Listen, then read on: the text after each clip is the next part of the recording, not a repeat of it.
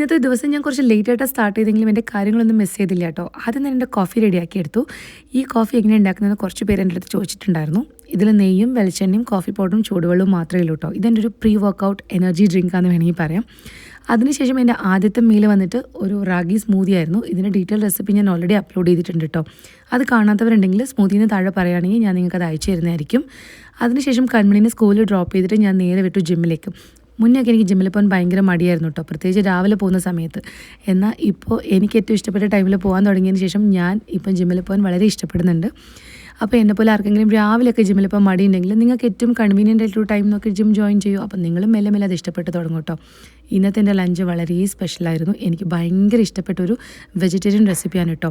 ഞാൻ നിങ്ങൾക്ക് ഇതിൻ്റെ ഡീറ്റെയിൽ റെസിപ്പി കാണിച്ചു തരുന്നതായിരിക്കും പെട്ടെന്ന് തന്നെ, കാരണം എനിക്കിതൊന്നുകൂടി ഉണ്ടാക്കി കഴിക്കണമെന്ന് ഭയങ്കര ആഗ്രഹമുണ്ട് കേട്ടോ. അതിനുശേഷം രാത്രി എന്താ കഴിച്ചതെന്ന് വെച്ച് കഴിഞ്ഞാൽ ചീസി ഗാർലിക് മഷ്റൂം എന്നൊക്കെ പറയുന്നൊരു ഐറ്റമാണ് കേട്ടോ. വളരെ ഈസി ആയിട്ട് ഉണ്ടാക്കാൻ പറ്റും, പേര് മാത്രമേ കുറച്ച് ബുദ്ധിമുട്ടുള്ളൂ പറയാൻ വേണ്ടിയിട്ട്. അതിനുശേഷം എൻ്റെ ഡീറ്റോക്സ് ഡ്രിങ്ക് ഉണ്ടായിരുന്നു. ഈ ഡ്രിങ്ക് എന്താണെന്ന് നാളത്തെ വീഡിയോയിൽ ഞാൻ ഡീറ്റെയിൽ ആയിട്ട് കാണിക്കുന്നതായിരിക്കും. അപ്പോൾ താങ്ക് യു സോ മച്ച്.